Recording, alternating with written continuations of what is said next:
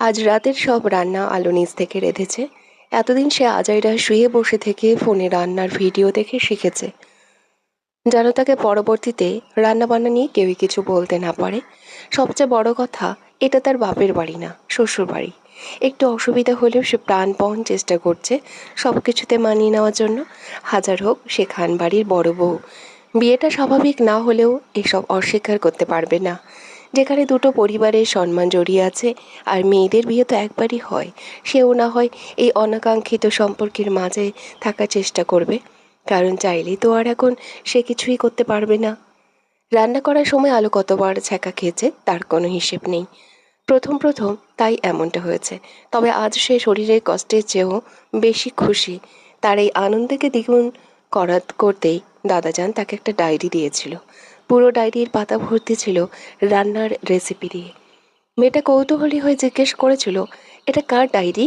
তখন জানতে পারে এটার মালিক তারই আসল শাশুড়ি মা।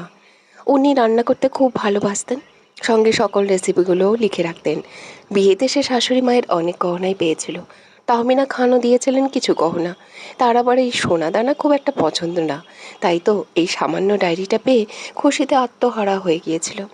শাশুড়ি মা যদি বেঁচে থাকতেন তাহলে সে সোজা গিয়ে হাতে চুমু খেত এত চমৎকার একটি রেসিপি বুক তৈরি করার জন্য।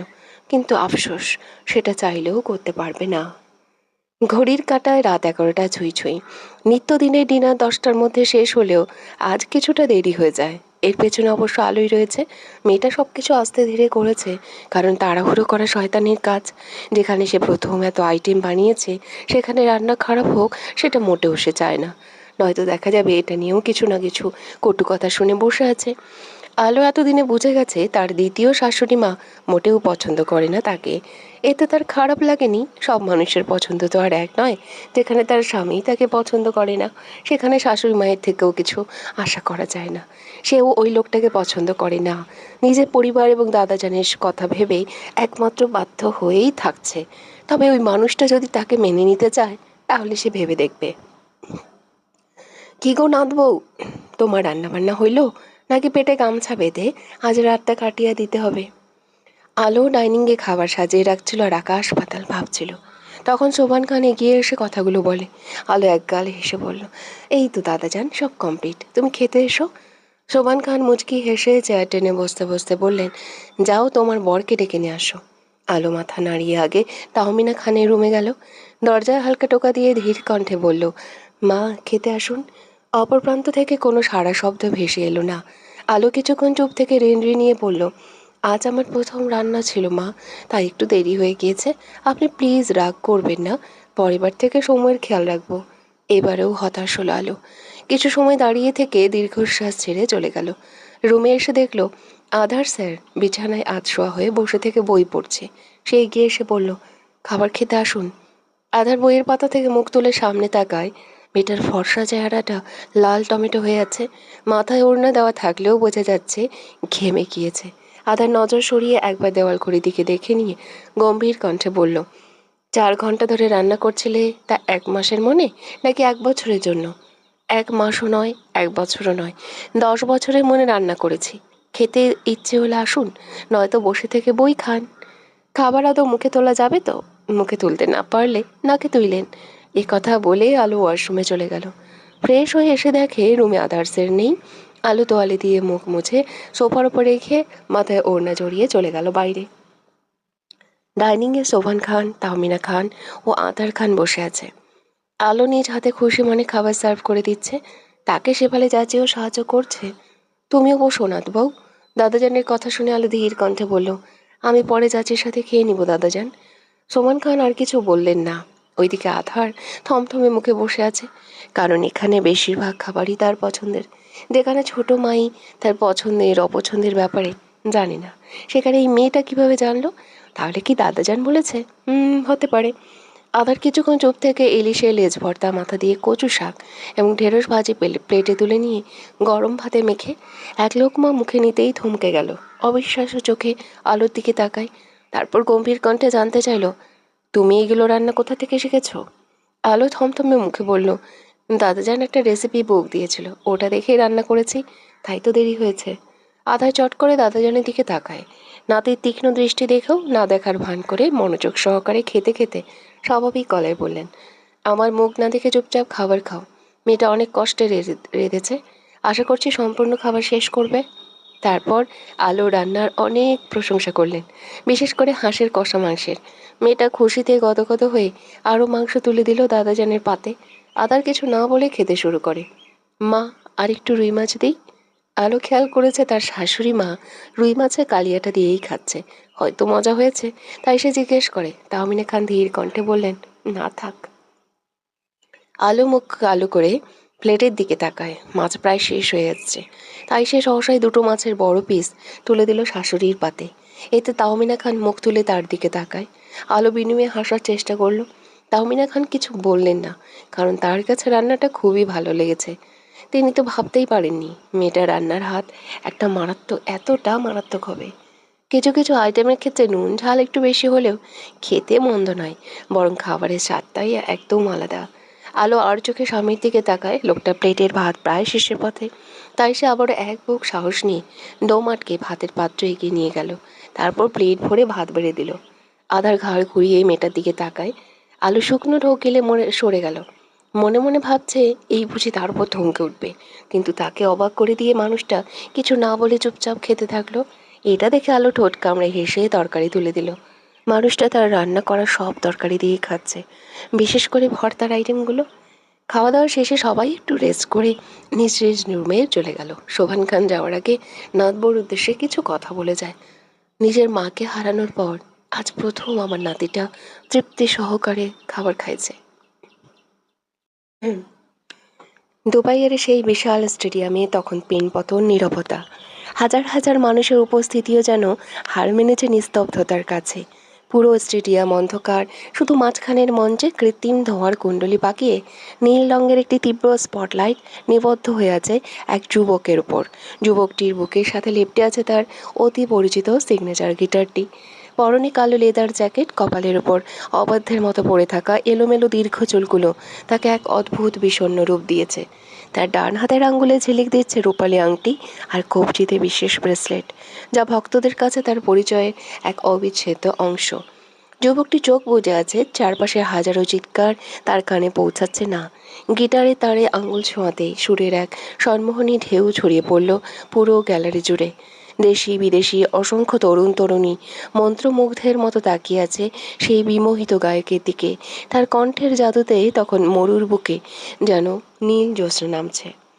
কনসার্ট শেষ হতেই সমস্ত নীরবতা ভেঙে চুরমার হয়ে গেল গগন বিদারী চিৎকারে। যুবকটি যখন মঞ্চ থেকে ধীর পায়ে নেমে আসছিল, শত শত ভক্ত বডিগার্ডদের করা বেষ্টনী ভেদ করে ঝাঁপিয়ে পড়তে চাইল প্রিয় তারকার উপর। কেউ একটা ছবি, কেউ ব্যাট বল ছোঁয়া বা একটু অটোগ্রাফের জন্য রীতিমতো মরিয়া হয়ে উঠেছে। কিন্তু যুবকটি দৃষ্টে স্থির, ভাবলেশীন। সেই বিশাল উন্মাদনা আর ভিড় এড়িয়ে সে দ্রুত পায়ে গিয়ে ওঠে পড়ল তার কালো রঙের বিলাসবহুল গাড়িটিতে। বাইরে তখনও তার নাম ধরে শত শত মানুষের হাহাকার শোনা যাচ্ছে, কিন্তু কাচের ওপরে সে সম্পূর্ণ একা। এক জনপ্রিয় তারকার এই বিষণ্ণ একাকিত্বই যেন তাকে সাধারণের চেয়ে আলাদা করে রেখেছে সবার কাছে। এতক্ষণ ছায়া নিজ ফোনে কনসার্টটি খুব মনোযোগ সহকারে দেখছিল। ভিডিও শেষ হতেই সে ফোনটা বুকে চেপে ধরে চোখ বুজে নিল। শব্দ করে দীর্ঘশ্বাস ছেড়ে, আপনার দেখা কবে পাবো গায়ক সাহেব? এই রক্ত মাংসের আপনিটাকে একটিবারের জন্য সচক্ষে দেখার বড়ই ইচ্ছে আজ মনে জেগে বসেছে। দোহাই আপনার, এবার জলদি দেশে ফিরে আসুন, নয়তো আপনাকে দেখার এই অপূর্ণ স্বাদ হয়তো এ জন্মে আর মিটবে না। আমার এই অবুঝ হৃদয়টা যে আপনার কণ্ঠ আর উপস্থিতির জন্য বড্ড ব্যাকুল হয়ে আছে, বড্ড। রাত বাজে 2:30। এই সময়টাতে সবাই গভীর ঘুমে তলিয়ে থাকলেও আজ আঁধারের চোখে একটুও ঘুম নেই। অজানা ব্যথায় বুকের ভেতরটা ছটফট করছে। আজ নিজের মাকে ভীষণ মনে পড়ছে তার। ছোটবেলা কতই না সুখের আনন্দের ছিল, তারপর তারপর এক ঝড়ো হাওয়ায় সব শেষ। অনাকাঙ্ক্ষিতভাবে মাকে হারানোর পর তার জীবন থেকেও সুখ নামক বস্তুটা গায়েব হয়ে যায়। সে যাকেই মন থেকে ভালোবেসেছে এবং আঁকড়ে ধরে থাকতে চেয়েছে, উপরওয়ালা তাদেরই কেড়ে নিয়েছে। তাই তো আজকাল আর কাউকেই ভালোবাসতে ইচ্ছে করে না, স্বয়ং নিজেকেও না। আধারে বুক ছেড়ে দীর্ঘশ্বাস বেরিয়ে এলো। সে চোখের উপর থেকে ডান হাত সরিয়ে নিজের বুকের দিকে তাকায়। মেয়েটা ইঁদুরের বাচ্চার মতো গুটিসুটি মেরে শুয়ে আছে। খোলা কালো চুলগুলো তার সর্বাঙ্গ জুড়ে লেপ্টে রয়েছে।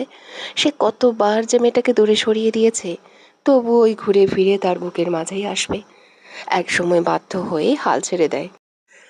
আধার অনেকক্ষণ ধরে লক্ষ্য করছে মেয়েটা ঘুমন্ত অবস্থায় থাকাকালীন একটু পর পর ঘাড় গলা চুলকাচ্ছে। এতে দুই ভ্রুয়ের মাঝে 4টে ভাঁজ পড়ল আধারের। কৌতূহলী হয়ে এক হাতে এলোমেলো চুলগুলো গুছিয়ে নিয়ে একপাশে রাখল। একরাশ অস্বস্তি নিয়েই মেয়েটার কাঁধ থেকে সামান্য টি শার্টের গলা সরিয়ে নেয় এবং সঙ্গে সঙ্গে চমকে উঠল। পুরো ফর্সা কাঁধ লালচে হয়ে র্যাশে ভরে গিয়েছে। আধার চট করে উঠে বিছানায় শুয়ে দিল আলোকে।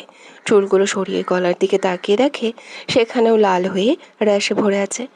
কোমল দু হাতেও গুড়ি গুড়ি র্যাশ বের হয়েছে, অথচ মেয়েটাকে নিশ্চিন্তেই না ঘুমাচ্ছে। আধার বুঝতে পারলো কোনো কারণে সম্ভবত মেয়েটার অ্যালার্জি জেগেছে, তাই সে কয়েকবার ডেকে উঠল, কিন্তু আলোর ঘুম ভাঙার কোনো নামগন্ধ নেই। আধার কিছুক্ষণ চুপ থেকে পর মুহূর্তে ঘুমন্ত মেয়েটার নাক মুখ চেপে ধরে নিঃশ্বাস নেওয়াটা বন্ধ করে দিল। কয়েক মিনিটের পরেই আলো ফট করে চোখ মেলে তাকায়। মেয়েটার বুক অস্বাভাবিকভাবে ওঠানামা করছে। আলোকে জাগতে দেখে হাত সরিয়ে নিল আধার। মেয়েটা চোখ দুটো বড় বড় করে জোরে জোরে শ্বাস নিতে নিতে অবিশ্বাস্য সুরে বলল, আপনি আপনি আমাকে মেরে ফেলার প্ল্যান করেছেন স্যার? আধার বিছানা থেকে নেমে গিয়ে টি শার্ট জড়িয়ে বিরক্তিকর কণ্ঠে বলল, মারার হলে প্রথম রাতেই মারতাম। আলো উঠে বসে দাঁত কেরমের করে বলল, তাহলে মাঝরাতে এমন করে নাক মুখ চেপে ধরার মানেটা কি? আমি যদি দম আটকে মরে যেতাম তাহলে কি হতো? কি হতো? কিছুই না, বরঞ্চ আমার ঘাড় থেকে একটা পাগল নেমে যেত। আলোর রক্তিম চোখ দুটো ছলছল করে উঠল। অভিমানী সুরে বলল, হ্যাঁ ঠিকই তো। আমি কে হই আপনার যে আমার জন্য কষ্ট পাবেন? আমি মরলেও কি আর বাঁচলেও কি আপনার কখনোই যায় আসবে না। উল্টো পৃথিবীর সবচেয়ে খুশি ব্যক্তি আপনিই হবেন। দিন শেষে আলো নামক গলার কাঁটাটা অন্তত নেমে যাবে। আধার ওয়ার্ড্রবের কাছে দাঁড়িয়ে থেকে ইনবক্সে অ্যালার্জির ওষুধ খুঁজছিল। সে সময় মেয়েটার কথাগুলো শুনে ঘাড় ঘুরিয়ে তাকায় একজোড়া অশ্রুসিক্ত নয়নের দিকে। আলো নাক টেনে বিছানা থেকে নেমে একটা বালিশ বগল দাবা করে রুমের দরজা খোলার চেষ্টা করতেই আধার গম্ভীর কণ্ঠে বলে উঠল, কোথায় যাচ্ছ?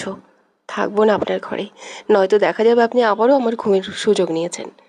আমার জানা মতে এখন পর্যন্ত তোমার কোনো রকম সুযোগ নিইনি। যদি নিতাম তাহলে নিজ পায়ে অক্ষত শরীরে এতক্ষণ দাঁড়িয়ে থাকতে পারতে না। আলোর ভ্রু কুঁচকে গেল। পেছনে ফিরে ঝাঁঝালো কণ্ঠে বলল, একদম মিথ্যে বলবেন না। আপনি আমার ঘুমের সুযোগ আলবাত নিয়েছেন, নাহলে কি তখন অমন করে নাক মুখ চেপে ধরতেন? আপনি তো আমাকে একদম জানে মেরে ফেলতে চেয়েছেন।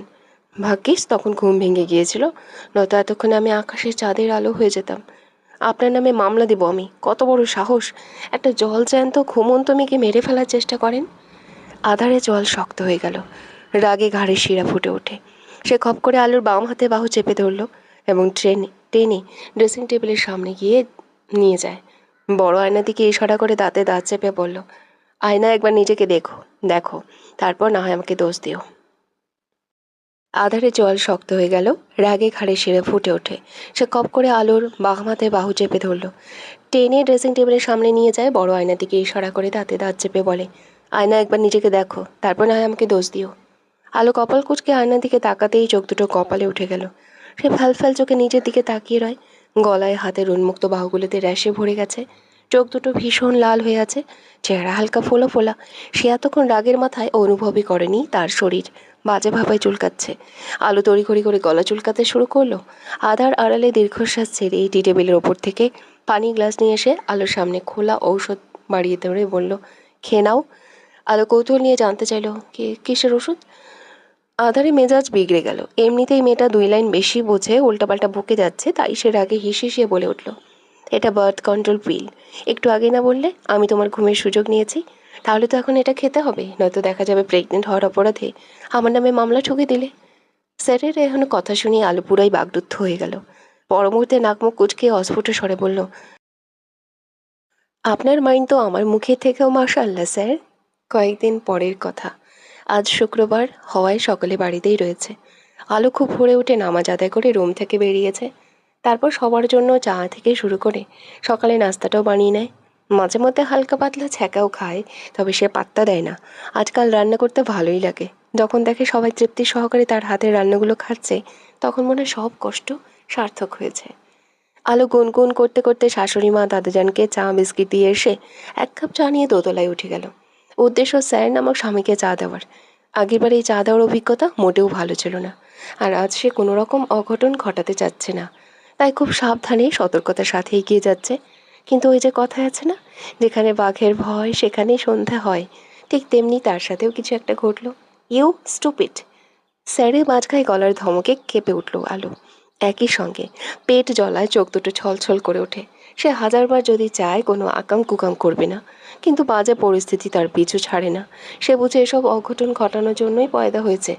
এই তো দিব্যি চা নিয়ে আসছিল, রুমে দরজা খুলে ভেতরে পা রাখতে না রাখতেই একখানা শক্তপোক্ত পুরুষালী বুকের সাথে ধাক্কা খেলো। ফলস্বরূপ কী হলো, হাতে থাকা চায়ের কাপটা উল্টে পড়ে যায়। তবে এবার সেটা স্যারের গায়ে নয়, বরং তারই পেটের উপর পড়েছে। এই, তুমি কি চোখে কম দেখো, নাকি ব্রেনের সাথে চোখ দুটো গেলে খেয়ে নিয়েছো? আলো প্রত্যুত্তরে কিছু না বলে মাথা নিচু করে নিল। আধার দাঁতে দাঁত পিষে রাগ কন্ট্রোল করে মেয়েটার হাতের বাহু চেপে ধরে হনহনিয়ে ওয়াশরুমে চলে গেল।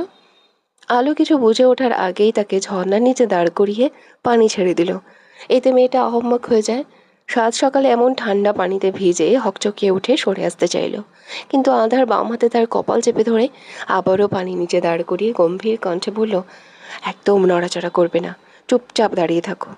আলো আশ্চর্য না হয়ে পারল না, এইভাবে সকাল সকাল তাকে জোর জবরদস্তি করিয়ে গোসল করানোর মানেটা কি? এইদিকে ঠান্ডায় তার শরীর জমে যাওয়ার উপক্রম। স্যার, শীত করছে তো, ছাড়ুন ছাড়ুন আমায়। আধার কিছুটা সময় নিয়ে বন্ধ করে দিল। তারপর বেরিয়ে যেতে যেতে বলে উঠল, নেক্সট টাইম যদি আমার জন্য চা নিয়ে আসতে না দেখি, নয়তো গরম চায়ের ড্রামে তোমাকে চুবানি দেবো। মাইন্ড ইট মিস কালো। আলো চোয়াল ছুলে পড়ল। সে ভালো কিছু করতে চাইলেও উল্টোটা হয়, তার পুরো জীবনটাই লস প্রজেক্ট। আলোর আগে দুঃখে পরনের ভেজা পোশাক টেনে টুনে খুলে তোয়ালে জড়িয়ে নিল। তারপর দরজা সামান্য খুলে মাথা বের করে উঁকি দিল। এই তো বচ্চাত বেটা দাঁড়িয়ে থেকে ফোনে কথা বলছে। আলো কিছুক্ষণ চুপ থেকে স্যারের অ্যাটেনশন পাওয়ার জন্য খুক খুক করে কাশি দিল। আধার ঘাড় ঘুরিয়ে বিরক্তিতে বলল, কে চাই? জামাই। হোয়াট? হিয়েনা মানে জামা জামা। আধার ফোনে কথা বলতে বলতেই আলমারি খুলে আলোর পোশাক বের করলো। তখনই অসাবধানতার জন্য কাপড়ে ভাঁজ থেকে কিছু একটা নিচে পড়ে গেল। আধার ভেবেছে রুমাল পড়েছে, তাই সে না দেখে ঝুঁকে বস্তুটা হাতে তুলে নিল। কিন্তু পরক্ষণেই তার চোখ দুটো রসগোল্লার মতো হয়ে যায়। ওইদিকে ভয়ঙ্কর দৃশ্য দেখা মাত্রই আলো চট করে মাথা ভেতরে ঢুকিয়ে নিয়ে নেওয়ার সময় ধড়াম করে বাড়ি খেলো দরজার সাথে। তবুও মেয়েটা লজ্জায় সব ব্যথা ভুলে ভেতরে ঢুকে দরজা লাগিয়ে দিল। ইস, কি লজ্জার ব্যাপার! মানুষটার হাতে কিনা শেষমেশ। প্রায় অনেকক্ষণ যাবৎ ওয়াশরুমের ভেতর ঘামটি মেরে আছে আলো। এ পর্যায়ে এসে আস্তে করে দরজা খুলে মাথা বের করে উকি দেয়। আশেপাশে কোথাও স্যারকে না দেখে স্বস্তির নিঃশ্বাস ছেড়ে চটপট বেরিয়ে এলো। বিছানার উপর রাখা পোশাকগুলো নিয়ে জলদি ছুটল ওয়াশরুমে। দুপুর হতে চলেছে। আধার বাড়ি থেকে ফিরে গোসল করে একটা সাদা পাঞ্জাবি পরেছে জুম্মার নামাজের জন্য। প্রতি সপ্তাহে 2 দাদা নাতি সেম পাঞ্জাবি পরে মসজিদে যায়। আজও সেটার ব্যতিক্রম হলো না। পাঞ্জাবি 2 হাতা বাহুতে গুটিয়ে রাখতে রাখতে সিঁড়ি বেয়ে নামছে আধার। ভেজা চুলগুলো সুন্দর করে সেট করে রাখা। রক্তিম নিজের ঠোঁট কামড়ে ভ্রু কুঁচকে নিজের কাজ করতে ব্যস্ত। অন্যদিকে কেউ একজন যে তার দিকে অপলক নয়নে চেয়ে আছে, সেদিকে কোনো খেয়াল নেই। এই মেয়ে, এটা কি করছো তুমি? সব পানি তো নিচে পড়ে যাচ্ছে, তোমার ধ্যান কোথায়? তাহমিনা খান চিল্লিয়ে উঠলেন। এতে ভড়কে গেল আলো। চটজলদি নজর সামনে ছড়িয়ে এনে নিজের হাতের দিকে তাকায়। সে তো ডাইনিংয়ে এসে পানি খাওয়ার জন্য গ্লাসে পানি ঢালছিল, কিন্তু জগের পানি গ্লাসে পড়ার বদলে টেবিলে ফ্লোরে পড়েছে। আলো দাঁত দিয়ে জিহ্বা কেটে দ্রুত জগ নামিয়ে আমতা আমতা করে বলল, আসলে মা, খেয়াল করিনি, আমি খুব দুঃখিত, এখন এই জায়গাটা পরিষ্কার করে দিচ্ছি। এই কথা বলে আলো তড়িঘড়ি করে রান্নাঘরে ছুটতে চাইলে খেয়াল করলো শেফালি চাচি কাপড় ওয়াইপার নিয়ে এসে জায়গাটা পরিষ্কার করে দিয়েছে। এটা দেখে আলো মনে মনে হাসলো।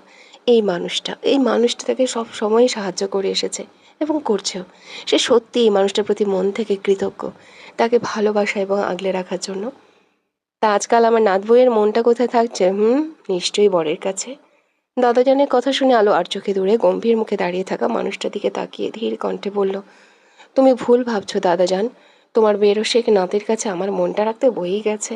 ওনার কাছে পারলে আমি আমার মাথার একটা চুলও রাখবো না, নয়তো দেখা যাবে তোমার অতি ভদ্র নাতি চুলগুলো পুড়িয়ে ফেলেছে। সোভান খান শব্দ করে হেসে উঠলেন। আধার গম্ভীর কণ্ঠে বলল, তোমার হাসা শেষ হলে এখন যাওয়া যাক দাদাজান। সোভান খান মাথা নাড়িয়ে বলল, চলো। অতঃপর 2 দাদা নাতি বেরিয়ে গেল। বাড়ির পাশে মসজিদ হওয়ার গাড়ি নিয়ে যেতে হয় না, গল্প করতে করতে হেঁটেই চলে যাওয়া যায়। শোভন খান হাঁটার সময় কিছু একটা অনুভব করে ঘাড় ঘুরিয়ে পেছনে তাকায়। তিনি ঠিকই ধরেছিলেন, আলো গুটি গুটি পায়ে এগিয়ে আসছে। আজও কিন্তু জিলিপি নিয়ে এসো দাদা যান। আলো কাছে এসে ফিস ফিসিয়ে কথাটি বলে। সেটা শুনে শোভন খান কিছু একটা ভেবে বললেন, আমার তো বয়স হয়েছে, এই বয়সে জিলিপি নেওয়ার জন্য লাইনে দাঁড়িয়ে থাকতে পা জোড়া টনটন করে। তুমি বরং আজ তোমার স্বামীকে বলো, দেখো কি বলে। আলো ঠোঁট উল্টালো, তবুও সাহস করে এগিয়ে গেল মানুষটার দিকে। স্যার। আলোর ডাকে পাশ ফিরে তাকায় আধার। বলল, কি চাই? জিলিপি। মানে? মানে আসার সময় মসজিদ থেকে জিলিপি নিয়ে আসবেন আমার জন্য। মেয়েটার এনো কথা শুনে আধার নাক মুখ কুঁচকে বলল, হোয়াট ননসেন্স! আমি কিনা এখন তোমার জন্য মসজিদে লাইন ধরে জিলিপি নিয়ে আসবো? সিরিয়াসলি, এটা তুমি ভাবলে কিভাবে? এমন ভাব করছেন যেন আমি আপনাকে জিলাপির বদলে জুতা চুরি করে নিয়ে আসতে বলেছি। জুতো কেন? আমি একটা পিঁপড়েও আনবো না। বলেই আধার সেখান থেকে চলে গেল। আলো অসহায় চোখে দাদাজানের দিকে তাকায়। সোমান খান এগিয়ে এসে মেয়েটার মাথায় হাত বুলিয়ে ধীর কণ্ঠে বললেন, মন খারাপ করো না, আমার বিশ্বাস ও তোমার জন্য জিলিপি নিয়ে আসবে। আর যদি নিয়ে না আসে তাহলে তাহলে আমি আনবো। আলো মুচকি হেসে বলল, তোমাকে কষ্ট করতে হবে না দাদাজান, আমি খাবো না। নিজের বাড়িতে যখন যাব তখন বাবা চাচা ভাইয়াকে বললেই অনেকগুলো নিয়ে আসবে। আচ্ছা তুমি এখন যাও। উনি তো রাগ করে তোমাকে রেখে চলে গেলেন, পাষাণ লোক একটা। আলো দুপুরে নামাজ পড়ে টেবিলে বসেছে বই খাতা নিয়ে। 4 দিন পর ইনকোর্স পরীক্ষা। কম নম্বর পেলে আবার ওই লোকটা উঠতে বসতে খোটা দেবে। তাই সে আপাতত পড়াশোনায় মনোযোগী হওয়ার চেষ্টা করছে। পড়ার এক ফাঁকে খেয়াল করলো তার সামনে 5টা ঠোঙ্গা রাখা হয়েছে। মেয়েটা চোখ বড় বড় করে মাথা তুলে স্বামীর মুখের দিকে তাকায়। অবিশ্বাস্য সুরে উড়ালো, আপনি আপনি আমার জন্য জিলাপি নিয়ে এসেছেন? তাও এতগুলো? আধার কিছু না বলে সরে গেল। পরনের পাঞ্জাবির বোতাম খোলার সময় শুনতে পেল, মসজিদের নাম করে আবার কোনো দোকান থেকে কিনে নিয়ে আসেননি তো? এবারেও নিরুত্তর আধার। সে মূলত নিজের ওপর ভীষণ বিরক্ত। একটা মেয়ের জন্য কিনা আজ আধার খান জিলিপি নেওয়ার জন্য লাইনে দাঁড়িয়েছিল। এটা ভাবতেও অবাক লাগছে তার। কখনো যেটা ছোট বোনের জন্য করেনি, আজ সেটাই দুদিনের আশা একটা বাঁচাল মেয়েটার জন্য করেছে। আশ্চর্য। মজা। আচ্ছা স্যার, আপনাকে এতগুলো জিলিপি কেন দিল? আলো কাগজের ঠোঙ্গার ভেতর থেকে ছোট ছোট জিলিপি বের করে খেতে খেতে জানতে চাইল। আধার পাঞ্জাবি খুলে টি শার্ট ট্রাউজার নিয়ে ওয়াশরুমে যেতে যেতে বলে উঠল, আমার সাঙ্গপাঙ্গরা যখন জানতে পারলো আমাদের বাড়িতে নতুন একটা পেটুক ইঁদুর এসেছে, তাই ওদের ভাগেরটাও দিয়ে দিয়েছে। প্রতি সপ্তাহে এমন করে জিলিপি পেলে ওই ইঁদুরটা মাইন্ড করতো না। আলোর কথা শুনে আধারের পা জোড়া স্লথ হয়ে গেল। সে চট করে ঘাড় ঘুরে মেয়েটার দিকে তাকায়। হঠাৎ স্যারের তীক্ষ্ণ দৃষ্টি খেয়াল করে আলো হাসার চেষ্টা করলো, হে হে, মজা করলাম। বিকালের দিকে তাহমিনা খান জানতে পারেন ওনার বাবার শরীরটা খারাপ, এমার্জেন্সিতে হাসপাতালে নিয়ে যাওয়া হয়েছে। খবরটা পেয়ে তাহমিনা খান কোনো মতো ছেলে শ্বশুরের সাথে ছুটে গিয়েছেন। শোভন খান সঙ্গে করে আলোকেও নিয়ে যেতে চেয়েছিলেন, কিন্তু মেয়েটা যেতে রাজি হলো না। কারণ সে খেয়াল করেছিল তাহমিনা খান চান না তাদের সাথে আলো যাক ওনার বাপের বাড়িতে। তাই আলো নিজের শরীর খারাপের অজুহাত দিয়ে যায়নি। শুধু শুধু ঝামেলা বাড়িয়ে কী লাভ? তার চেয়ে বরং সে এখানেই ভালো আছে। সন্ধ্যা থেকে নীল আকাশটা আজ মেঘালয়ে ঢাকা, হয়তো বৃষ্টি আসবে। তাই রাতের খাবার হিসাবে খিচুড়ি রান্না করে নিয়েছে আলো। শেফালি চাচি 9টার দিকে চলে গিয়েছে। মানুষটা এখানে সারাদিন থাকলেও রাতের বেলা নিজ পরিবারের কাছে ফিরে যায়, আবার সকাল সকাল চলে আসে। আলো দাদাজানের থেকে খবর নিয়েছে অসুস্থ মানুষটা এখন কেমন আছে। তেমন বড় ধরনের কিছু না, জাস্ট প্রেশারটা বেড়ে গিয়েছিল। আপাতত ওনাকে বাড়িতে নেওয়া হয়েছে, সুস্থ আছে। সবটা শুনে স্বস্তি নিঃশ্বাস ছেড়ে নিজেদের খেয়াল রাখতে বলে ফোন রেখে দেয়। তখন বাজে রাত 12টা। পুরো নিস্তব্ধ বাড়িতে একা আছে আলো। বাইরে ঝমঝম বৃষ্টি শুরু হয়েছে। ভিডিও কলে ছোটো বোনের সাথে কথা বলার সময় ছায়া আবদার করে বসলো তার নাচ দেখার। কারণ তারা একসাথে থাকাকালীন প্রায়শই বৃষ্টিতে নৃত্য করেছে, তাদের ফোনে গ্যালারি ভর্তি নাচের ভিডিও দিয়ে। এক পর্যায়ে এসে আলো রাজি হয়ে যায়। তারও বহুদিন বৃষ্টি বিলাস করা হয়নি। তার উপর আজ বাড়িটাও একদম ফাঁকা। এই সুযোগে নিজেকে একটু আনন্দ দেওয়া যায়। আবার কবে পাবে, কবে না কবে বৃষ্টি হবে কে জানে। আলো ছোট বোনে দেওয়া সুতির পাতলা আকাশি রঙা শাড়িটা জলদি পরে নিল।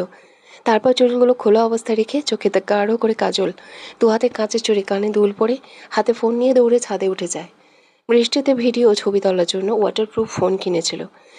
ছায়ারও ওয়াটারপ্রুফ, তাই আজও কোনো অসুবিধা হলো না বৃষ্টিতে নাচের ভিডিও করার জন্য। আলো দোলনায় ক্যামেরাও চালু করে ফোন সেট করে রাখলো। সে অলরেডি ভিজে জবজবে হয়ে গেছে। আলো কোমরে শাড়ির আঁচল গুজে নিল। আকাশ চিরে ঝুম বর্ষণের আওয়াজের সাথে তাল মিলিয়ে তার দু হাতের চুড়ি নুপুরে ঝিনঝিন শব্দ যোগ হলো। একই সাথে সমস্ত নিস্তব্ধতা ভেদ করে খালি গলায় গুনগুন করে উঠল, রিমঝিম ধারাতে চালমন হারাতে রিমঝিম ধারাতে যায় মন হারাতে, এই ভালোবাসাতে আমাকে ভাসাতে। এলো মেঘ যে এলো ঘিরে, বৃষ্টির সুরে সুরে শোনায় রাগিনী। মনে স্বপ্ন এলোমেলো, এই কি শুরু হলো প্রেমের কাহিনী। গানের সাথে তাল মিলিয়ে চমৎকারভাবে নাচছে আলো। তার মিষ্টি সুরে আজ প্রকৃতিও সামিল হয়েছে। বৃষ্টির স্বচ্ছ বিন্দু বিন্দু জলকণাগুলো তার সর্বাঙ্গ ছুঁয়ে দিচ্ছে। সে বৃষ্টি বিলাসে এতটাই মগ্ন হয়েছে যে খেয়ালই করেনি দরজার কাছে কেউ একজন স্তব্ধ হয়ে দাঁড়িয়ে আছে। আগে কত বৃষ্টি যে দেখেছি শ্রাবণী, যাকে নিত এত আশা, ভালোবাসা এ মনে। আলো দুহাত মেলে চোখ বুজে মাথা আকাশের দিকে করে ঘুরতে লাগলো। অন্যদিকে আধার এখনও অপলক নয়নে তাকিয়ে আছে। সে তো একটু আগেই ফিরেছে। তাহমিনা খান এত রাতে তাকে আসতে না দিতে চাইলেও সে চলে এসেছে, কারণ ওই বাড়িতে তার মনটা কখনোই টিকতে চায় না। শুধুমাত্র আজ দাদাজানের জন্য গিয়েছিল। তার মধ্যে আবহাওয়াটা খারাপ আর মেয়েটাও এখানে একা রয়েছে। ভুলবশত যদি কিছু সমস্যার মধ্যে পড়ে তখন কি হবে? যেখানে ওই মেয়েটা মানেই আস্ত একটা মুসিবতের গোটাউন। সবসময় কিছু না কিছু অঘটন না ঘটালে পেটের ভাত হজম হয় না। তাই তো এক প্রকার ওই ঝামেলার বস্তার জন্যই ছুটে এসেছে। হাজার হোক, সে তার বাবাকে কথা দিয়েছে একটু হলেও খেয়াল রাখার চেষ্টা করবে মেয়েটার। ডুপ্লিকেট চাবি দিয়ে বাড়িতে ঢুকে সোজা দোতলায় উঠে যায় আধার। ভেবেছিল মেয়েটা একা একা ভয় পেয়ে গুটিসুটি মেরে এক কোণে পড়ে রয়েছে, নয়তো ঘুমিয়ে গেছে। কিন্তু রুমে এসে আলোকে দেখতে না পেয়ে কপাল কুঁচকে যায়। ব্যালকনি, ওয়াশরুম, নিচতলা, ওপরতলা খুঁজেও যখন মেয়েটি দেখা পেল না, তখন না চাইতেও বুকের ভেতরটা ধক করে ওঠে। কারণ এত রাতে এই মেয়েটা হুট করে গায়েব হয়ে যাবে কোথায়? কোনো বিপদ হয়নি তো আবার? আধার চিন্তিত হয়ে ঠিক করলো শ্বশুরমশাইকে কল দিয়ে জিজ্ঞেস করবে ওখানে আলো গিয়েছে কিনা। নেটওয়ার্কের সমস্যা হওয়ার জন্য কল লাগছে না। আধার অধৈর্যের মতো পায়চারি করতে করতে হঠাৎই কিছু একটা মনে হতেই সে বড় বড় পা ফেলে ছাদের দিকে এগিয়ে গেল। উদ্দেশ্য ছিল ছাদে এসে যদি মেয়েটাকে না পায় তাহলে সে নিজেই খুঁজতে বের হবে। তারপর কানের নিচে কয়েকটা লাগিয়ে মেয়েটার পাজামি সোজা করে দেবে। কিন্তু এখানে এসে যে এমন কিছু দেখবে সেটা কল্পনারও বাইরে ছিল। বৃষ্টিতে ভেজা এক নৃত্য প্রদর্শনকারী রমণীকে দেখা মাত্রই হাত থেকে ফোনটা বেখেয়ালে লুটে পড়ে শক্ত মেঝেতে। এমন অপ্রত্যাশিত দৃশ্যের সাক্ষী হয়ে এক মুহূর্তের জন্য স্তম্ভিত হয়ে যায় আধার খান। আধারে বেহায়া নজর গিয়ে আটকায় রমণীর ভেজা সাদা কোমরের দিকে। শাড়ির আঁচল সরে গিয়ে উকি দিচ্ছে মেথিন পেটের কিছু অংশ। বৃষ্টির পানি মেয়েটা সর্বাঙ্গে ছড়িয়ে দিচ্ছে। সাথে ভেজা নারীদের সৌন্দর্য কয়েকগুণ ফুটে উঠেছে। বেসামাল প্রকৃতির সাথে তাল মিলিয়ে গানে ছন্দে নৃত্য করা রমণীকে তীক্ষ্ণ দৃষ্টিতে পর্যবেক্ষণ করে চলেছে আধার খান। নাচের তালে তাল করা বিভিন্ন অঙ্গভঙ্গিমার নিখুঁত কারুকাজ গেঁথে গিয়েছে ওই বিস্ময়কর চাহনিতে, যেখান থেকে চাইলেও অবাধ্য নজর সরিয়ে নিতে পারছে না, বরঞ্চ বারবার ব্যর্থ হচ্ছে। নাচের এক পর্যায়ে এসে আলো হঠাৎই থেমে যায়, কারণ তার ভেজা আঁখি জোড়া অদূরে দাঁড়িয়ে থাকা মানুষটার দিকে নিবদ্ধ হয়। এতেই মেয়েটা ভূত দেখার মতো চমকে ওঠে। ইয়েস, আই এম, ভাবলেশীনভাবে জবাব দেয় আধার। আলো কোমর থেকে গুজে রাখা আঁচল খুলে ঠিকঠাক হয়ে এগিয়ে এসে জানতে চাইল, কখন এলেন? আজ তো আপনার ওখানে থাকার কথা ছিল। তাহলে তোমাকে কৈফিয়ত দিতে আমি বাধ্য নই। আলো ভ্রু কুঁচকে তাকায়। আধার একটু সময় নিয়ে গম্ভীর কণ্ঠে বলল, রাত বিরেতে এমন পেতনির মতো নাচছিলে কেন? এটা কোনো ঝোপঝাড় নয়। এতই যখন নাচার শখ তাহলে বাঁশবাগানে গিয়ে নৃত্য করো। তখন পেলেও পেতে পারো নিজের মতো কিছু সাঙ্গপাঙ্গ। আলো দুহাত কোমরে রেখে ঝাঁঝালো কণ্ঠে বলল, এই, আমাকে দেখে আপনার পেতনি মনে হয়? পেতনি না হলেও শাকচুন্নি মনে হয়। আমি শাকচুন্নি হলে এতদিনে আপনার ঘাড় মোটকে কানা ভুনা করে খেতাম। রাক্ষসীরা খাই খাই ছাড়া আর কিছুই করতে পারে না। আকাম কুকাম করতেও বেশ পারদর্শিতা। রাগে আলোর শরীর জ্বলে উঠল। তার রাগান্বিত লালচে চেহারা দেখে আনমনে হাসলো আধার। পরক্ষণে নিজ থেকে ফোন তুলে চলে যেতে যেতে বলে উঠল, ভেজা শরীরে একদম রুমে আসবেন না মিস কালো। আলো এক হাতে নিজের কপাল চেপে ধরল। এই লোকটার সমস্যাটা কি? একেই তো তার সুন্দর নামটার 12টা বাজিয়ে দিয়েছে, তার ওপর তুমি থেকে আবার হুটহাট আপনিতে চলে যায়। এই লোকটা ভবিষ্যতে কিরকিটিকেও হার মানাবে, ড্যাম শিওর। দোলনা থেকে নিজের ফোনটা নিয়ে শাড়ি কুচি ধরে ছুটে যায় আলো। অনেকটাই রাত হয়ে এসেছে। এখনও যদি এই অবস্থায় থাকে তাহলে সকালে নির্ঘাত জ্বর আসবে। তাই সে স্যারের নিষেধাজ্ঞাকে অমান্য করে জলদি রুমের ভেতর ঢুকে গেল। আমার কথা না শোনার কারণ? আধা ড্রেসিং টেবিলের সামনে দাঁড়িয়ে থেকে একটা একটা করে শার্টের বোতাম খুলতে খুলতে গম্ভীর মুখে জানতে চাইল। আলো বিরক্তিকর কণ্ঠে বলল, কেন শুনবো আপনার কথা? বলে যাবেন না, এটা শুধু আপনার একার রুম নয়, আমারও রুম। বুঝলাম, এখন চেঞ্জ করে এসে ফ্লোর পরিষ্কার করো। কেন? অযথা শুকনো কার্পেট ফ্লোর ভিজিয়ে দিলে। এই জন্যই তখন রুমে আসতে বারণ করেছিলাম। আলোর জল ঝুলে পড়ল। ফ্লোর ভিজে যাওয়ার ভয়ে কিনা সে সারা রাত এইভাবে থাকবে? এই লোকটার বুকের ভেতর আদর হৃদয় আছে তো, নাকি সেটাও নেই? আসলে এই মানুষটার মধ্যে একটুও মায়াদয় নেই। যদি থাকতো তাহলে এমন কথা বলার আগে দুবার ভেবে নিত। আলো ফোঁস করে দীর্ঘশ্বাস ছেড়ে নিজের পোশাক নিয়ে দ্রুত ওয়াশরুমের ভেতর চলে গেল। কিছুক্ষণ পর মাথায় তোয়ালে পেঁচিয়ে বেরিয়ে এসে ফ্লোর মুছে দিল। আধারও ফ্রেশ হয়ে আসে। ডিনার করেছেন? আলো দাঁড়িয়ে থেকে ভেজা চুলগুলো তাওয়াল দিয়ে মুছতে মুছতে জিজ্ঞেস করলো। আধার এক পলক তাকিয়ে ছোট্ট করে বলল, হুম। ডাইনিংয়ে আসুন, আমি খাবার গরম করে দিচ্ছি, খিদে নেই। আলো বাক্যটা শুনেও না শোনার ভান করে রুম থেকে বেরিয়ে গেল। বেশ কিছুক্ষণ পর খাবারের প্লেট নিয়ে ভেতরে এলো। আধার সোফায় বসে থেকে ল্যাপটপে একটা ইমেল চেক করছিল। তখন আলো সামনে থাকা কাঁচের টি টেবিলের ওপর প্লেট রেখে ধীর কণ্ঠে বলল, কাজ শেষ হলে খেয়ে নেবেন, নয়তো খাবার নষ্ট হবে। বললাম তো খিদে নেই, তবু আমার কথা শোনো না কেন? কারণ আমি আপনার সব কথা শুনতে বাধ্য নই। এই কথা বলে আলো চুপচাপ বিছানায় গিয়ে শুয়ে পড়ল। আদার কিছুক্ষণ থম মেরে বসে থেকে নিজের কাজে মন দিল, কিন্তু বেশিক্ষণ টিকতে পারল না। খাবারের সুঘ্রাণ এসে বারবার নাকে সুড়সুড়ি দিচ্ছে। আধার এক পর্যায়ে হাল ছেড়ে দিয়ে কোল থেকে ল্যাপটপ সরিয়ে পাশে রাখলো। উঠে গিয়ে ওয়াশরুম থেকে হাত ধুয়ে এসে পানির গ্লাস নিয়ে বসে পড়ল। ওপর থেকে প্লেট সরাতেই দেখতে পেল ধোয়া ওঠা গরম ভোনা খিচুড়ির সাথে বেগুন ভাজা, শুটকি ভর্তা, মুরগির কষা মাংস, দুটো ইলিশ মাছ ভাজা। তুমি খেয়েছো? আদা স্যারের কথা শুনে আলো কমফোর্টারের ভেতর থেকে মাথা বের করে বলল, না খেলে কি খাইয়ে দেবেন? আধার কপাল কুঁচকে তাকায়। আলো ফিক করে হেসে দিয়ে বলল, মজা করছি, আমি আপনার আগেই খেয়ে নিয়েছি, এখন আপনি খেয়ে আমাকে উদ্ধার করুন। আধার আর কিছু না বলে চুপচাপ খেতে শুরু করলো। আলো মুচকি হেসে জানতে চাইল, মজা হয়েছে? আধার খেতে খেতে ছোট্ট করে জবাব দিল, হুম। আলো আবারও হাসলো, তবে কিছু না বলে চোখ দুটো বন্ধ করে ঘুমের দেশে হারিয়ে গেল। খুব ভোরবেলায় ফোনের কর্কশ আওয়াজে ঘুম ভেঙে গেল আধারের। চরম বিরক্তিতে বালিশের মাঝ থেকে মুখ তুলে আশেপাশে তাকায়।